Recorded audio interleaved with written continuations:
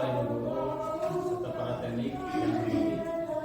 Alhamdulillahirobbilalamin, dalam kesempatan kali ini kita bisa berjumpa kembali dalam acara diseminasi kegiatan guru penggerak yang akan dilaksanakan oleh Bu Nur Farida. Dalam hal ini ada beberapa hal yang harus disampaikan terkait dengan modul yang telah kami ikuti selama kegiatan beberapa bulan mengikuti kegiatan guru penggerak. Alhamdulillah modul pertama sudah beres dan akhirnya sekarang harus diungkapkan apa yang telah Ibu Nur dapatkan dari modul pertama. Baiklah, untuk mempersingkat waktu, marilah kita buka acara ini dengan ucapan bismillah sama-sama. Bismillahirrahmanirrahim. Selanjutnya langsung saja kita ke pemaparan mengenai diseminasi modul 1-4 tentang budaya positif yang ada di sekolah maupun di luar. Waktu yang sebesar-besarnya diserahkan pada Bu Nur. Maaf ya Ibu Bapak, saya ganggu waktunya sebentar. Mengganggu waktu istirahatnya, biasanya jam 12 kita sudah pulang ke masing-masing. Assalamualaikum warahmatullahi wabarakatuh. Waalaikumsalam warahmatullahi wabarakatuh. Puji serta syukur kita panjatkan kehadirat Ilahi yang mana atas berkat rahmatnya lah Dia telah mempertemukan kita dalam ruangan kelas ini, yaitu untuk penyampaian saya berupa pembahasan atau diseminasi dari modul yang telah saya pelajari. Kemudian salawat serta salam semoga tercurah limpahkan kepada junjungan kita, yaitu Nabi besar Muhammad SAW, kepada keluarganya, pada para sahabatnya, tabi'atnya, hingga sampailah kepada kita selaku umatnya yang semoga senantiasa akan mengikuti tiga langkahnya. Ucapan terima kasih yang sebesar-besarnya kepada Bapak Kepala Sekolah, kemudian rekan-rekan guru sekalian yang telah menyempatkan waktunya untuk pemenuhan saya, tugas saya di program calon guru penggerak. Untuk lebih jelasnya, saya akan menjelaskan melalui layar depan supaya apa yang saya sampaikan bisa tersampaikan dengan baik, maksudnya tidak ambigu atau tidak abu-abu. Kenapa saya menyampaikan kali ini tentang budaya positif? Budaya positif itu sudah hal yang biasa, hal yang lumrah kita laksanakan di sekolah. Hanya saja mungkin sebelumnya kita tidak tahu apa itu budaya positif. Mungkin yang awal-awalnya budaya positif itu biasanya kita sampaikan secara tidak langsung. Padahal sehari-hari, setiap saat kita sebagai guru di kelas sudah menyampaikan apa yang disebut dengan budaya positif. Itu next Pak Diki. Ini aksi nyata untuk modul 1.4 budaya positif. Aksi nyata budaya positif ini adalah rangkaian terakhir dari rangkaian modul 1, yaitu tentang pemikiran kinerja dewantara. Kemudian yang kedua, nilai dan peran guru penggerak. Yang ketiga, visi misi guru penggerak. Dan yang terakhir adalah tentang budaya positif. Silakan Pak Diki, maaf. Untuk acara hari ini, yaitu menyebarkan pemahaman dan pengalaman penerapan budaya positif. Ini adalah bagian dari hasil nyata modul 1.4, yaitu tentang budaya positif. Di dalam budaya positif ini, nanti kita akan membahas hal-hal yang terkait dengan budaya positif. Dimulai dari disiplin positif, kemudian nanti anak-anak akan belajar bagaimana cara membuat keyakinan kelas. Mungkin Ibu Bapak semua pernah mendengar apa itu keyakinan kelas. Sebelumnya memang terasa asing, karena biasanya kita membahasnya mulai dari tata tertib atau aturan-aturan. Nah, di CGP ini saya diperkenalkan dengan yang namanya keyakinan kelas. Ini adalah konsep inti budaya positif. Yang pertama, perubahan paradigma belajar. Yang kedua, disiplin positif. Kemudian ada nilai-nilai kebajikan universal. Ada motivasi perilaku manusia, keyakinan kelas, kebutuhan dasar manusia. Ada 5 posisi kontrol guru, dan yang terakhir adalah segitiga restitusi. Next, Pak Diki.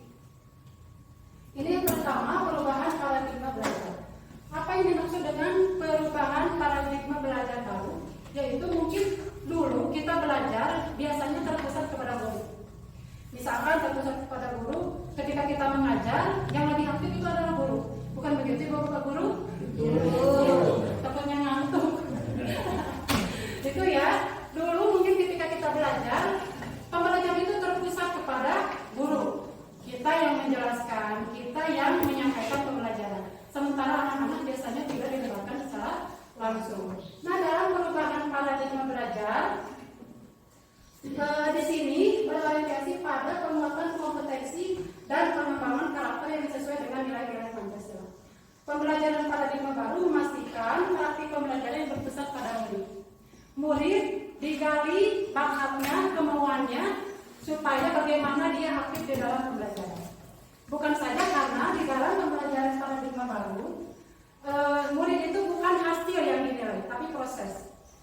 Bukan hasil pembelajarannya yang dinilai, tapi prosesnya. Apakah dia terlibat secara langsung? Apakah dia mengerti? Apakah dia ketika tidak mengerti mau bertanya kepada guru? Dari situ saja bisa dilihat. Bukan hanya dari hasil pembelajarannya, nilai akhirnya, tapi dari proses pembelajarannya.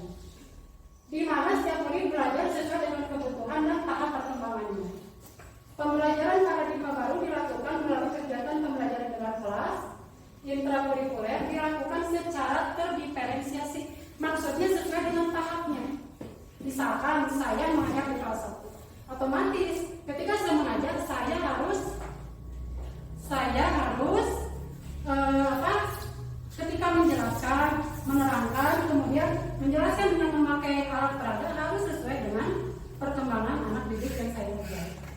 Kemudian pembelajaran di luar kelas atau kokurikuler yang berorientasi pada pengembangan karakter dan kompetensi umum, dan ekstrakurikuler yang dilaksanakan sesuai minat murid dan sumber daya satuan pendidikan.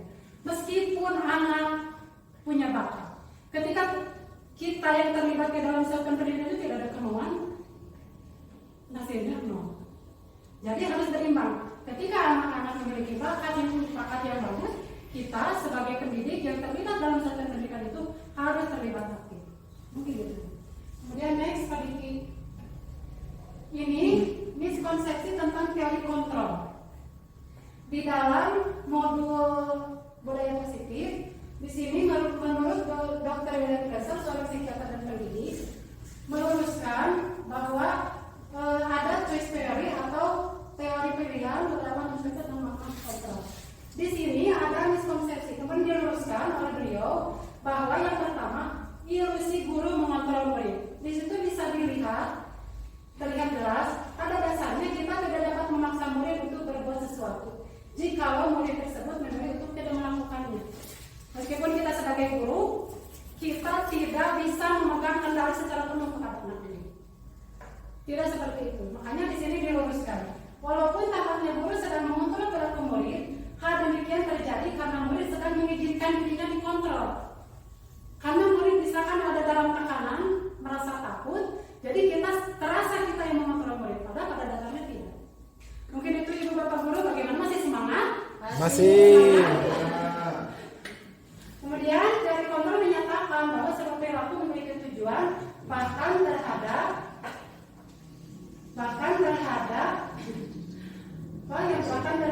perilaku yang tidak disukai. Kemudian yang kedua, ilusi bahwa semua penguatan positif efektif dan bermanfaat. Apakah betul? Di situ dijelaskan penguatan positif atau bujukan adalah bentuk-bentuk kontrol. Misalkan ketika anak tidak mau berdebat atau tidak mau belajar, ayo sini nanti ibu kasih permen, ayo sini nanti ibu kasih hadiah, atau misalkan nanti ibu kasih bintang. Di situ dijelaskan segala usaha untuk mempengaruhi murid agar mengulangi suatu perilaku tertentu adalah suatu usaha untuk mengontrol murid tersebut.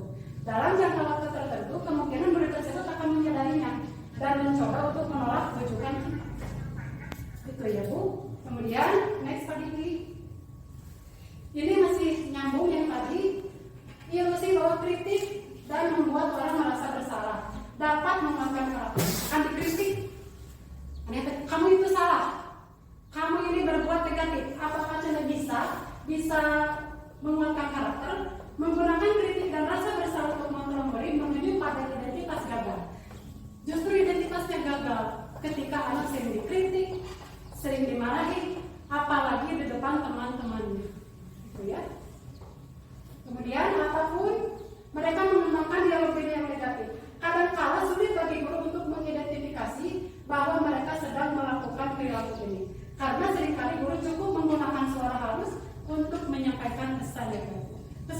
kita dengan bahasa yang halus, dengan bahasa yang sopan, memahami, tapi kalau isinya negatif tetap saja. Itu ya. Kemudian keempat, ilusi bahwa orang dewasa memiliki hak untuk memaksa. Banyak orang dewasa yang percaya bahwa mereka memiliki tanggung jawab untuk membuat murid-murid berbuat hal-hal tertentu. Apapun yang dilakukan dapat diterima selama ada sebuah kemajuan berdasarkan sebuah pengukuran kinerja. Pada saat itu pula orang dewasa akan menyadari bahwa perilaku memaksa tidak akan efektif untuk jangka waktu panjang dan sebuah hubungan permusuhan akan terbentuk. Itu yang mungkin sampai sini ibu bapak guru yang berada di ruang ini bisa bukan memahami. Saya yakin ibu bapak sudah memahami karena saya berdiri di sini bukan untuk menggurui atau misalkan saya lebih tahu daripada ibu dan bapak, tapi di sini saya hanya ingin berbagi ilmu yang kemarin saya dapatkan. Next slide ini. Ini stimulus respon atau teori kontrol. Bagaimana seseorang bisa berubah dari paradigma stimulus respon kepada pendekatan teori kontrol. Kita sama menurut stimulus respon. Tapi yang lebih baik ini adalah teori kontrol. Realitas kebetulan kita berbeda. Kemudian semua orang melihat hal yang sama, setiap orang memiliki gambaran berbeda. Kemudian kita mencoba mengubah orang agar berpandangan sama dengan kita. Menurut teori kontrol, kita berusaha memahami pandangan orang lain tentang dunia. Kemudian perilaku buruk dilihat sebagai suatu kesalahan. Kalau menurut teori kontrol, semua perilaku memiliki tujuan, baik negatif maupun positif. Orang lain bisa mengontrol saya. Kemudian menurut teori kontrol, hanya Anda yang bisa mengontrol diri Anda. Saya bisa mengontrol orang lain, Anda tidak bisa mengontrol orang lain.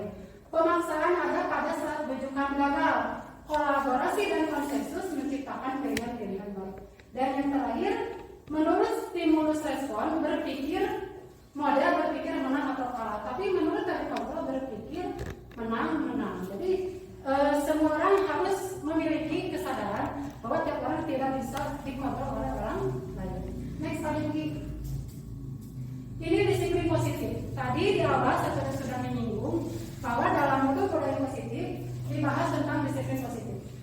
Sebelumnya saya akan bertanya kepada ibu bapak untuk menghangatkan suasana. Sembilan yang ngantuk ya, maaf. Di luar hujan, kemudian dalam keadaan perut kenyang, biasanya kantuk itu menyerang. Disiplin positif. Biasanya disiplin itu cenderung dikerjakan untuk apa ibu bapak? Misalkan untuk menanamkan apa disiplin positif? Disiplin, misalkan kata disiplinnya. Anak-anak harus disiplin, kira-kira ada yang mau menjawab atau berbagi? Ya, kenapa? Bu Susi mungkin, Bu Cu, boleh berbagi? Kenapa kita harus menanamkan rasa disiplin? Aturan. Ya, terima kasih Bu Susi. Kasih tepuk tangan dulu untuk Bu Susi. Itu ya. Disiplin itu yang pertama kali untuk menegakkan aturan. Terima kasih Bu Susi. Kata disiplin berasal dari bahasa Latin yaitu disciplina, yang artinya belajar. Tiap anak ketika disiplin, mereka sedang belajar. Kemudian di sini kata disiplin juga berasal dari akar kata yang sama dengan disiplin atau murid atau pengikut. Untuk menjadi seorang murid atau pengikut, seseorang harus paham betul alasan mengapa mereka mengikuti suatu aliran atau ajaran tertentu. Sehingga motivasi yang terbangun adalah motivasi intrinsik, bukan ekstrinsik. Jadi maksud disiplin positif di sini untuk membangun motivasi atau semangat dari dalam diri anak. Kalau misalkan disiplin intrinsik sudah terbangun, anak itu ketika ada ataupun tidak ada kita di depannya, dia akan berbuat baik. Kalau hanya disiplin ekstrinsik yang terbangun, mungkin hanya di depan kita saja. Mereka akan diam, mereka akan memperhatikan, tidak berbuat negatif ketika kita ada. Tapi ketika kita tidak ada, mereka akan berbuat atau kembali kepada perilaku sebelumnya. Jadi di sini disiplin positif di sini yang ingin dibangun adalah motivasi intrinsik, bukan motivasi ekstrinsik. Kemudian Bapak Pendidikan kita Ki Hajar Dewantara menyatakan, di mana ada kemerdekaan disitulah harus ada disiplin yang kuat. Sungguh disiplin itu bersifat dari disiplin diri, yaitu kita sendiri yang mewajibkan kita dengan sekeras-kerasnya, tetapi itu sama saja. Sebab jikalau kita tidak cakap melakukan disiplin diri, wajiblah penguasa lain mendisiplinkan diri kita.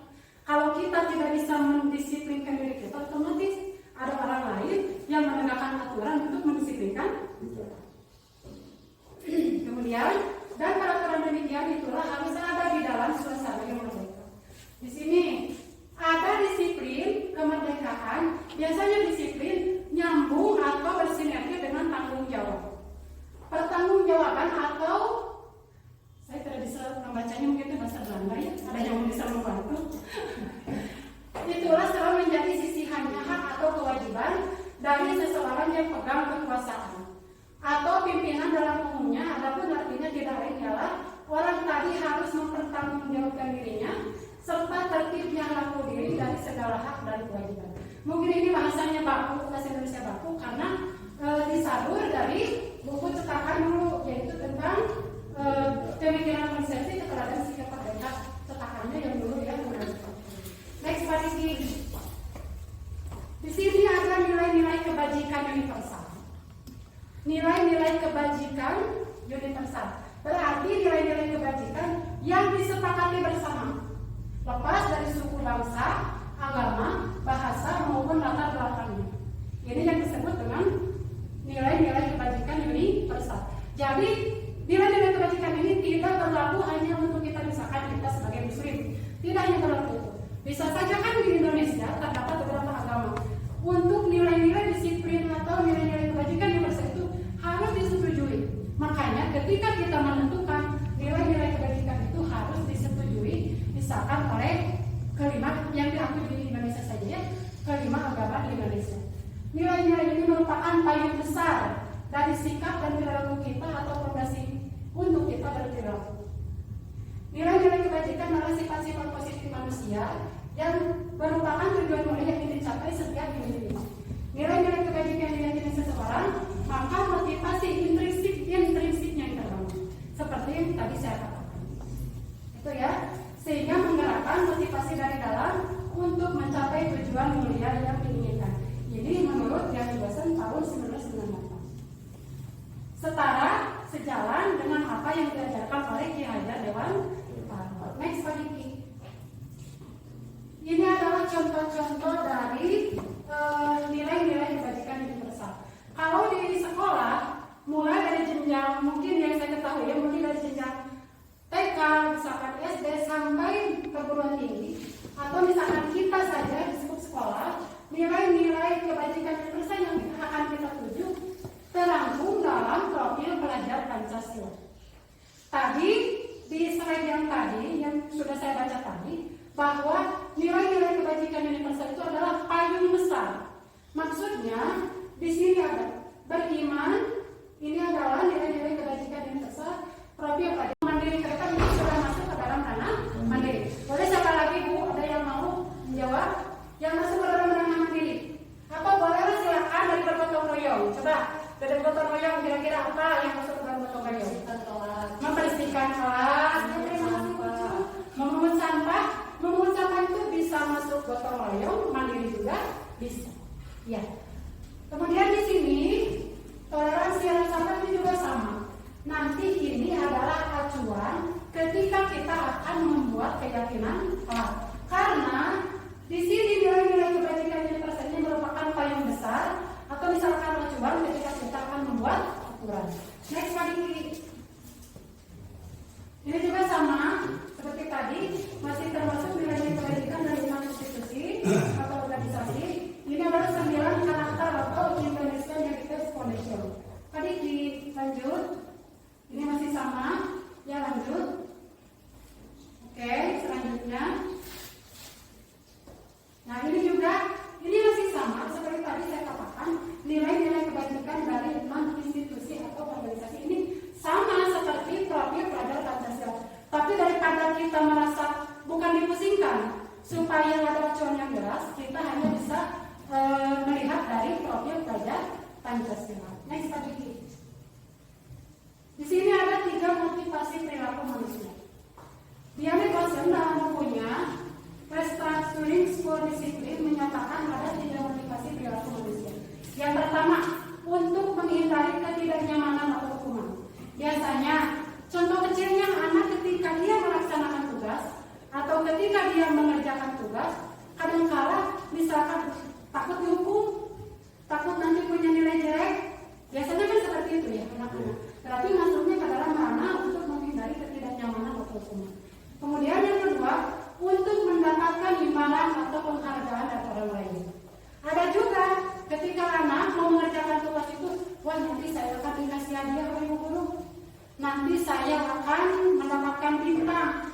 saya akan mendapatkan ranking pertama. Itu maksudnya ke dalam ranah untuk mendapatkan imbalan atau penghargaan dalam lain. Yang terakhir, untuk menjadi orang yang mereka inginkan dan menghargai diri sendiri dengan nilai-nilai yang mereka percaya. Ini yang ranah ketiga ini yang akan menjadi tujuannya. Tujuan kita sebagai seorang guru mengajar adalah untuk membangkitkan motivasi yang terakhir adalah untuk menjadi orang yang mereka inginkan. Dia belajar bukan karena kita ancam, dia belajar bukan karena tidak takut naik kelas, dia belajar bukan karena ingin pintar atau bukan karena ingin ranking pertama, bukan, tapi karena ingin menjadi dirinya sendiri. Itu yang diharapkan oleh kita. Iya, ya. Terima kasih Bu Susi. Next Pak. Di sini dari tiga motivasi perilaku manusia itu berhubungan dengan hukuman, konsekuensi, dan restitusi. Bagaimana Ibu Bapak di sini? Ada yang tahu apa itu hukuman? Saya tahu pasti Ibu Bapak sudah tahu. Iya, hukuman, sanksi, kemudian kalau konsekuensi. Kalau konsekuensi, hukuman dan konsekuensi itu batasannya setipis kulit bawang ya Bu. Setipis kulit bawang. Ketika kita menyatakan konsekuensi, berarti kita sedang memberikan hukuman. Ketika kita menyatakan kamu dihukum, anak itu sedang ada konsekuensi. Kemudian ada restitusi. Pernah mendengar kata restitusi Ibu? Lanjut lagi ya Bu Guru, saya semangat untuk berbagi pengalaman. Kalian melihat pengalaman dan pengetahuan mungkin bukan dari tadi saya bukan menggurui tapi mengingatkan. Barangkali Ibu Bapak Guru ada yang lupa. Di sini ada hukuman, konsekuensi, dan restitusi. Jelas terlihat perbedaan antara hukuman, konsekuensi, dan restitusi dalam kurikulum Merdeka, di dalam pembelajaran atau program disimak yang selanjutnya. Ini masih nyambung yang barusan. Next lagi. Di sini ada keyakinan kelas. Tadi saya sudah menjelaskan dalam nilai-nilai kebajikan universal. Nilai-nilai kebajikan universal itu adalah payung besar untuk kita membuat aturan-aturan yaitu tentang keyakinan kelas. Pernah mendengar keyakinan kelas? Pernah. Ya, keyakinan apa Bu Cik? Boleh diulang? Ya, kira-kira apa Bu? Keyakinan kelas, biasanya keyakinan kelas itu adalah lebih konkret. Biasanya kalau aturan itu dengan kata-kata, kadang-kadang kata-kata negatif. Misalkan, jangan buang sampah sembarangan, jangan mencoret-coret dinding. Tekanannya kepada anak itu seperti ada penekanan. Tapi ketika membuat keyakinan kelas itu kita membuat satu peraturan di dalam kelas, tapi diikuti dan disepakati oleh anak-anak. Kita melemparkan dulu, curah pendapat dulu kepada anak-anak. Ayo, kira-kira dalam misalkan contohnya, kira-kira di dalam kelas kita mau apa? Kita bertanya dulu kepada anak. Misalkan anak-anak contohnya, Bu, bagaimana kalau tidak boleh kesiangan? Ayo, bagus. Misalkan kata guru kita itu bagus. Kita ganti, jangan datang terlambat. Tapi misalkan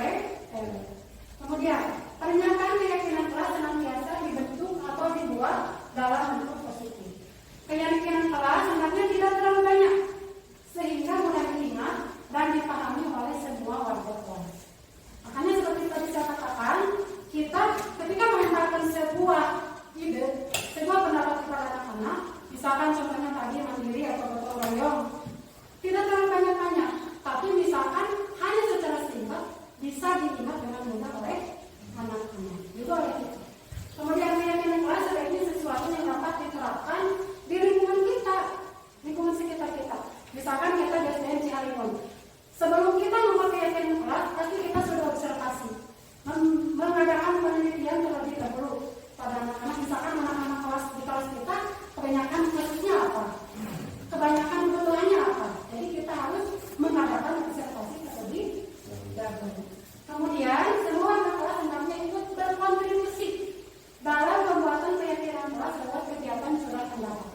Kadang-kadang kita sebagai guru, anak ini kira-kira bisa tidak ya? Bisa mengikuti tidak? Kira-kira boleh seperti itu. Meskipun dia tidak terlihat aktif, tidak terlihat mengikuti, tapi dia harus dilibatkan secara langsung. Kemudian bersedia meninjau kembali keyakinan kelas dari waktu ke waktu. Jadi ini tidak waktu, bisa saja 1 semester dirubah lagi, atau 3 bulan dirubah lagi, tidak apa-apa. Yang penting anak-anak bisa atau mengikuti kesepakatannya. Next lagi. Di sini adalah contoh keyakinan kelas. Boleh dilihat. Di situ ada contoh keyakinan kelas 1. Ini yang telah dijelaskan ini adalah berdasarkan pendapat dari anak-anak. Yang pertama ini untuk kelas 1. Setiap anggota kelas perlu belajar. Jadi ada kata-kata positif perlu. Setiap orang memerlukan belajar. Kemudian setiap anggota kelas perlu senang, harus bahagia. Anak-anak itu ketika belajar harus bahagia. Tidak boleh berada dalam tekanan. Setiap anggota kelas perlu melakukan tugas. Setiap anggota kelas perlu saling menghargai. Setiap anggota kelas perlu merasa aman. Ini adalah berdasarkan curhat pendapat dari anak-anak kelas 1. Kelas 5 juga sama. Ini untuk keyakinan kelas 7 sama. Kalau untuk kelas 7 misalkan ada definisinya. Karena anak-anak kelas tinggi pola pikirnya juga sudah berbeda dari anak-anak yang berada di tingkat SD. Next lagi. Ini kebutuhan dasar manusia. Sambung menyambung dari mulai awal sampai ke sini slide ini. Kebutuhan dasar manusia, setiap manusia boleh kita membaca bersama-sama untuk menguatkan suasana. Yang pertama, yang paling tengah, Bapak Ibu Bapak Guru boleh dibaca. Bertanggung. Kemudian yang warna hijau itu, kemudian yang biru, yang warna orange. Coba kita tanya refleksi kepada diri kita sendiri. Ibu Bapak perlukah kebutuhan-kebutuhan dasar ini? Kira-kira kalau bertahan hidup, ranah bertahan hidup apa? Yang masuk ke dalam bertahan hidup? Makan, terima kasih Pak Asep. Apalagi? Pakaian, apalagi? Tempat tinggal, terima kasih Bu Ucu. Jadi yang masuk ke dalam bertahan hidup berada makan, pakaian, tempat tinggal, itu adalah hak dasar kebutuhan manusia. Kemudian tiap orang memerlukan rasa kasih sayang dan rasa diterima. Ibu Bapak Guru punya pasangan? Punya pasangan Ibu Bapak Guru? Kenapa kita perlu pasangan? Punya keluarga? Pasti punya. Karena manusia tidak bisa hidup sendiri, Bu. Iya, terima kasih Pak Ayu. Karena manusia itu tidak bisa bertahan hidup sendirian. Mereka perlu bersosialisasi, mereka perlu mendapatkan kasih sayang, mereka perlu merasa diterima. Misalkan di rumah, kok pasangan kita cemberut, kita tidak nyaman. Atau kita datang ke sekolah, kok bapak kepala sekolahnya cemberut, kita tidak nyaman. Karena kita merasa ada rasa kasih sayang dan rasa diterima. Kemudian penguasaan, power. Tiap orang memerlukan penguasaan atau power. Kita sebagai guru bukan berarti kita mau secara penuh pada anak. Tapi ketika kita mengajar, anak-anak harus mau kita arahkan. Kemana dia mau? Mau belajar apa? Hasilnya seperti itu. Kemudian kebebasan atau freedom. Tiap orang butuh kebebasan. Bebas saja, Bu. Kita merasa bebas. Tapi bebas di sini bukan bebas sebebas-bebasnya. Tapi bebas di sini kita harus tetap ada aturan sebagai manusia. Kemudian yang kedua kesenangan, fun, kesenangan. Ibu Bapak punya hobi? Ya. Hobinya apa? Kira-kira yang menyenangkan? Yang misalkan karena kita perlu, ya, karena kita capek dengan rutinitas, kita harus waras, harus tetap waras dengan memiliki kesenangan. Bisa saja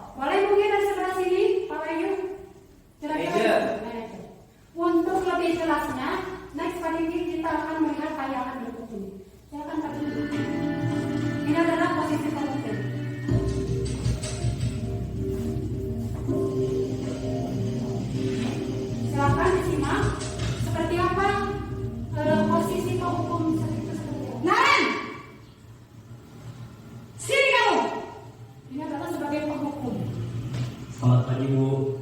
Selalu terlambat. Kamu deh, pasti terlambat. Maaf, Bu. Saya Apa? Apa coba? Alasan kamu apa lagi? Kapan sih kamu tidak terlambat? Malas sekali ya kamu jadi anak. saya Dasar pemalas. Gak kapok-kapok sih kamu. Sudah berapa kali terlambat? Sana, kamu keliling lapangan basket 2 kali. kenapa saya harus ke lapangan basket, Bu? Kenapa? Kamu melawan ibu? Berani-beraninya jawab. Sudah terlambat, masih berani jawab pula. Sekarang, keliling lapangan basket 5 kali sekalian. Biar kapok. Cepat. Pergi sana ke lapangan basket. Ini yang kedua, posisi pembuat rasa bersalah. Nanti bisa dibedakan ibu bapak guru. Silahkan disimak.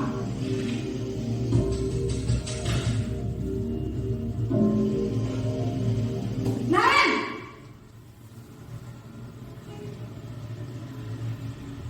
Selamat pagi, Bu.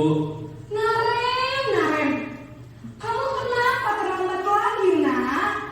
Ya Tuhan, Naren. Kamu senang ya bikin ibu susah ya? Kalau kamu terlambat lagi, nanti ibu yang ditegur bapak kepala sekolah, nak. Disangka ibu tidak bisa membina kamu. Duh, gimana ini? Maaf, Bu. Duh, Gusti Naren. Kamu suka ya kalau ibu ditegur bapak kepala sekolah? Terus, sekarang ibu harus tulis apa yang di buku absen? Ini kamu sudah sering terlambat loh. Ibu harus apa coba? Maaf, Bu. Maaf sekali. Ya sudah, lain kali jangan bikin ibu susah lagi ya nak ya. Ibu tidak akan kuat lagi kalau kamu begini terus.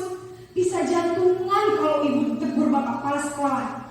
Sana cepat ke kelas. Maaf ya, Bu. Maaf sekali. Ini adalah pembuat rasa bersalah. Posisi pembuat rasa bersalah berbicara. Next Pak Diki. Ini adalah posisi teman. Boleh dibedakan perbedaan yang paling tepatnya di mana?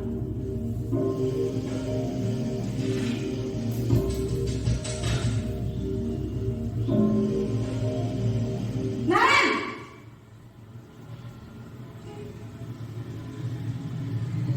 Selamat pagi, Bu.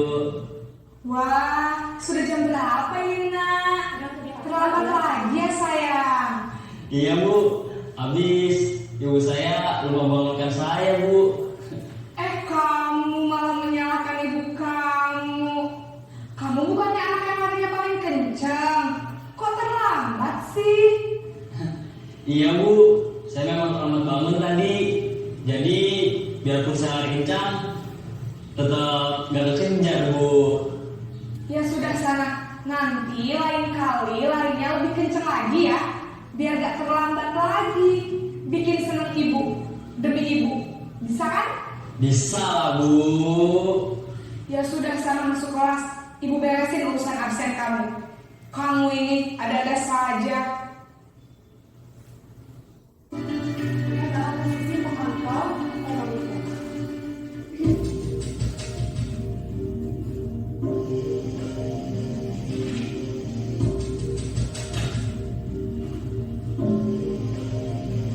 Naren!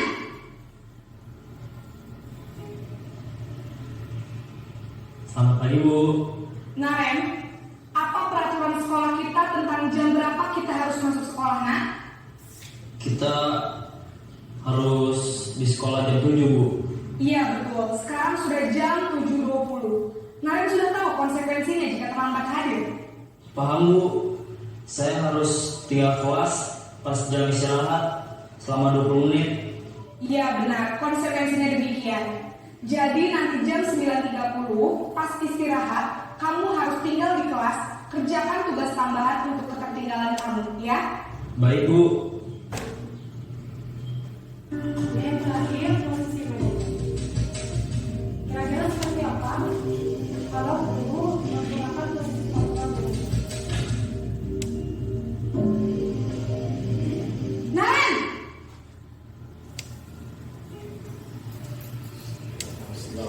pagi, Bu. Selamat pagi, Naren. Maaf, Bu. Saya terlambat. Iya, sekolah masuknya jam 7, sekarang sudah jam 7.20. Jadi sekarang bagaimana ini, Naren? Maaf, Bu. Saya lupa alarm saya semalam. Baiklah, menurut kamu, keyakinan sekolah yang... Kenapa?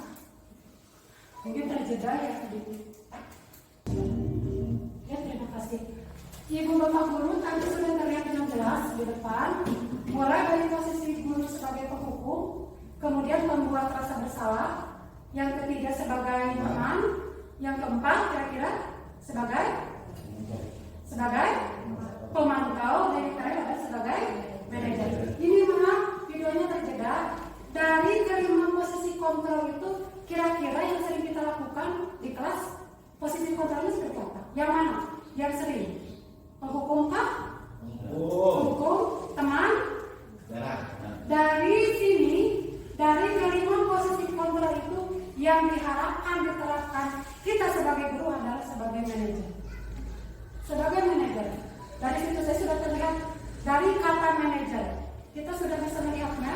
Jadi anak itu ketika kita memposisikan diri sebagai manajer, tidak merasa tertekan, tidak merasa takut, kemudian tidak terlalu dekat juga. Karena negatif juga tuh kalau kita dengan anak didik terlalu dekat layaknya seperti teman. Next, Pak Diki. Baiklah, menurut kamu, keyakinan sekolah yang mana? Dari yang kelima posisi kontrol yang sudah jelas di saya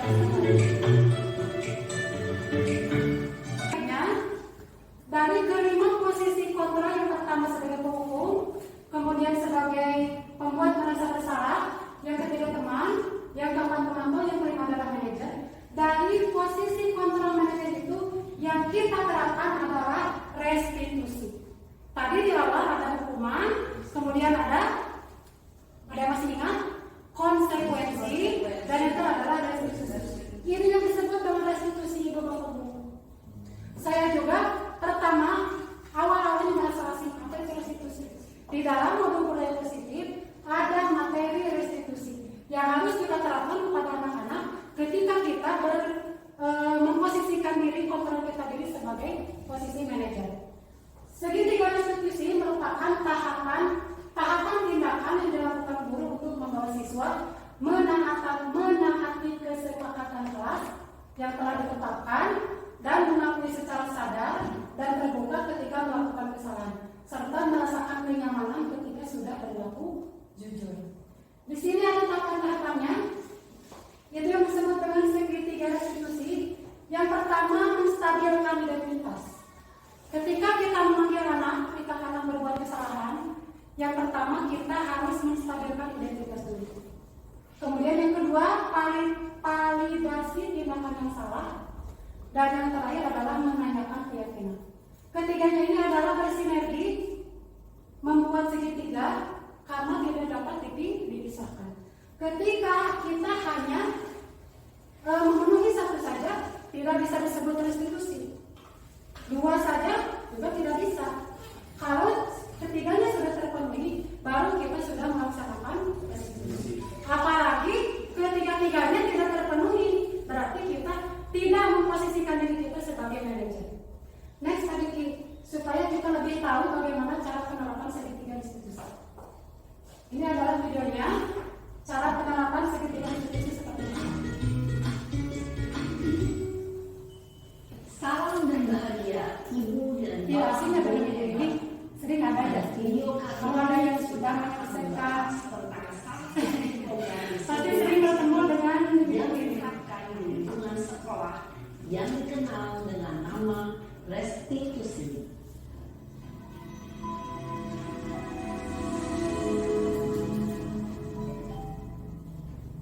Restitusi dikembangkan oleh pakar pendidikan Diane Gosling berlandaskan pada teori kontrol Dr. William Gleiser. Segitiga restitusi adalah suatu proses dialog yang dijalankan oleh guru atau orang tua agar dapat menghasilkan murid yang mandiri dan bertanggung jawab. Pada saat guru di posisi manajer, aspek yang dikembangkan pada murid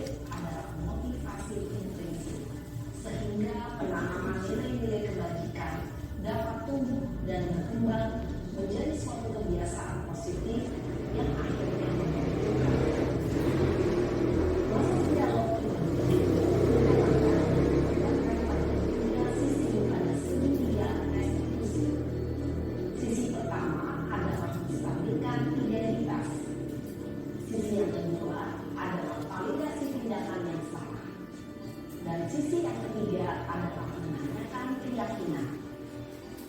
Ibu dan bapak guru, berikut ini akan tunjukkan bagaimana seorang guru berada dalam posisi manajer menggunakan penerapan segitiga restitusi. Silakan ibu bapak disimak videonya. Seperti apakah penerapan segitiga restitusi?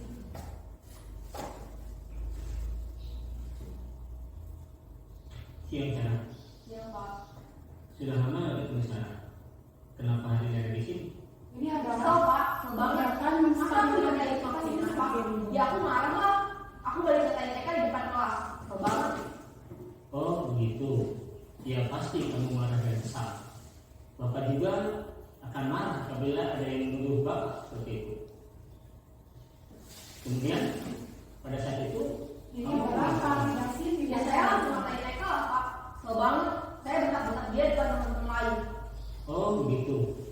Pasti kamu melakukan seperti itu karena suatu alasan tertentu kan? Iyalah, masa saya diam saja Pak? Ya saya bela diri lah. Masa saya dituduh tukang fitnah? Ya wajar lah. Maaf dan jeda, seperti yang tadi saya jelaskan, bahwa ketika kita menerapkan segitiga restitusi itu harus memenuhi ketiga unsurnya. Yang pertama tadi, apa kira-kira apa yang pertama? Menstabilkan identitas. Yang kedua, yang kedua apa? Validasi tindakan yang salah. Yang terakhir adalah menanyakan keyakinan. Ini bedanya berbeda. Jadi, ketika kita masih memposisikan diri kita sebagai manajer, yang kita lakukan adalah segitiga restitusi. Kira-kira kalau kita sebagai penghukum, apa yang terjadi pada anak? Hukuman, konsekuensi atau restitusi? Hukuman. Kalau misalkan pembuat tersebut salah, hukuman, konsekuensi. Kalau sebagai teman, bisa konsekuensi. Kemudian kalau sebagai pemantau bisa masuk ke dalam konsekuensi atau juga restitusi. Dan yang paling dianggap ideal adalah posisi manajer untuk menerapkan segitiga restitusi. Next Pak Diki. Jadi nyambungnya di sini ya. Ya wajar lah. Mempertahankan harga diri itu sesuatu yang penting buat kamu. Untung kamu tidak lebih gagal lagi. Hanya membentak-bentak. Iya Pak. Untung saya masih bersabar dan hanya mendekat saja. Sudah gemes padahal saya pasti bela diri lah. Ya pasti ya. Tapi kamu memilih untuk tetap bertahan dan bersabar. Kamu memilih untuk tidak berbuat lebih parah lagi, kan? Iya. Nah, sekarang coba kita lihat lagi. Nah ini adalah untuk menanyakan keyakinan yang telah ditetapkan. Tindakan kamu itu kira-kira sesuai dengan keyakinan kelas atau prinsip kamu tidak? Enggak lah Pak. Capek Pak jadi pemarah. Jadi keyakinan atau prinsip mana yang kurang sesuai dengan keinginan kamu? Ya saya sebenarnya sangat menghargai orang lain. Mungkin saat itu saya menjadi emosi. Jadi tidak menerima sikap itu. Kamu meyakini tidak? Menghargai orang lain itu penting buat kamu. Yakinlah Pak. Iya, setuju. Kita harus saling menghargai. Namun ada juga keyakinan yang kita sepakati yang perlu kita jalankan apabila kita sedang marah, kan? Ya saya bisa lebih proaktif. Mulai dengan diri sendiri. Saya bisa jadi lebih sabar, mengambil keputusan lebih sedikit, mau apa selanjutnya. Kira-kira kamu bersedia memperbaiki masalah ini tidak? Sedia Pak. Kalau kamu memperbaiki masalah ini, kamu akan menjadi orang seperti apa? Saya akan menjadi orang yang bertanggung jawab kali ya Pak. Dan nanti akan proaktif. Iya, menurut kamu bagaimana rasanya menjadi orang seperti itu? Ya nyaman lah. Bangga bisa bersabar dan menahan diri. Baiklah kalau begitu. Yuk kita pikirkan bagaimana memperbaiki masalah ini. Ya, terima kasih Pak Diki. Itu sudah terlihat ya Ibu Bapak. Jadi penerapan segitiga restitusi itu adalah bagian dari penerapan budaya positif di lingkungan sekolah kita. Kesimpulan dari diseminasi atau pembebasan saya ini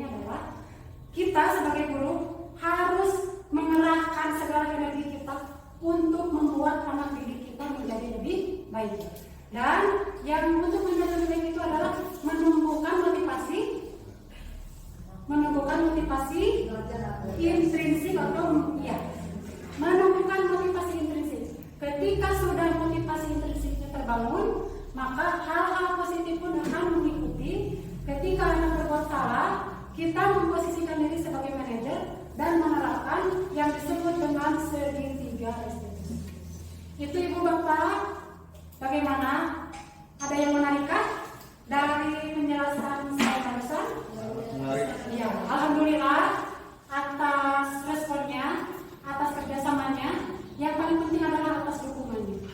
Dan kenapa saya berdiri di sini? Saya terinspirasi dari slogan Guru Penggerak, yaitu tergerak, bergerak, dan menggerakkan. Boleh diulang? Tergerak, bergerak, menggerakkan. Itu slogan Guru Penggerak itu adalah mulai tergerak dulu. Setelah tergerak kita bergerak. Kemudian setelah kita bergerak kita menggerakkan orang lain. Jadi tergerak, bergerak, dan menggerakkan. Guru bergerak, Indonesia maju. Maka dari itu, Ibu Bapak, ayo yang belum mendaftar, ikut gabung supaya kita bisa berbagi ilmu, berbagi pengalaman, bagaimana serunya belajar menjadi guru yang sebaik-baiknya guru dalam Guru Penggerak. Terima kasih atas perhatiannya, atas meluangkan waktunya di sela-sela kesibukan, harusnya sudah istirahat. Saya ucapkan terima kasih. Semoga Ibu Bapak Guru senantiasa dalam lindungan Allah Subhanahu wa Ta'ala. Kemudian sehat walafiat untuk senantiasa membimbing anak-anak didik kita menjadi anak-anak yang lebih baik. Amin. Wabillahi taufiq wal hidayah. Wassalamualaikum warahmatullahi wabarakatuh. Waalaikumsalam warahmatullahi wabarakatuh. Terima kasih Ibu Bapak. Wajah.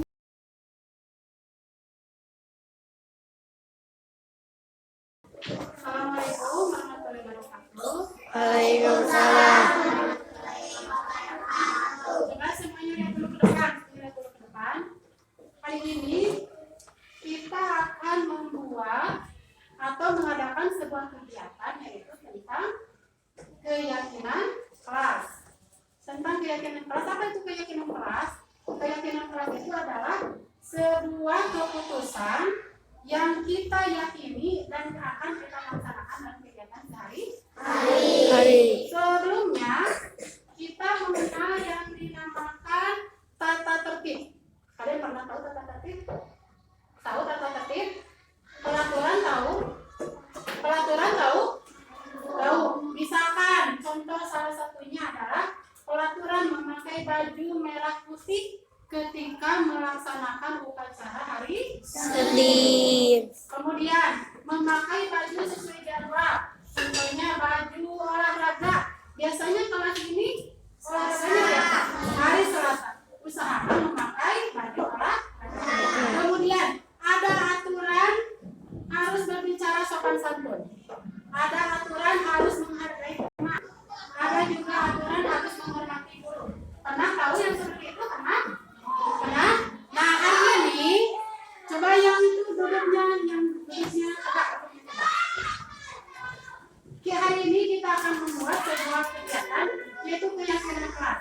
Keyakinan kelas itu akan kita pecahkan, akan kita dapatkan dari pendapat-pendapat atau surat pendapat kalian. Ya, misalkan contohnya kalian setuju tidak kalau kita harus saling menghormati? Setuju. Kalian setuju tidak ketika kita harus membuang sampah pada tempatnya? Setuju? Kalau misalkan setuju, nanti kita akan membagi kertas sticky note, kertas-kertas yang warna-warni itu, kemudian kalian tulis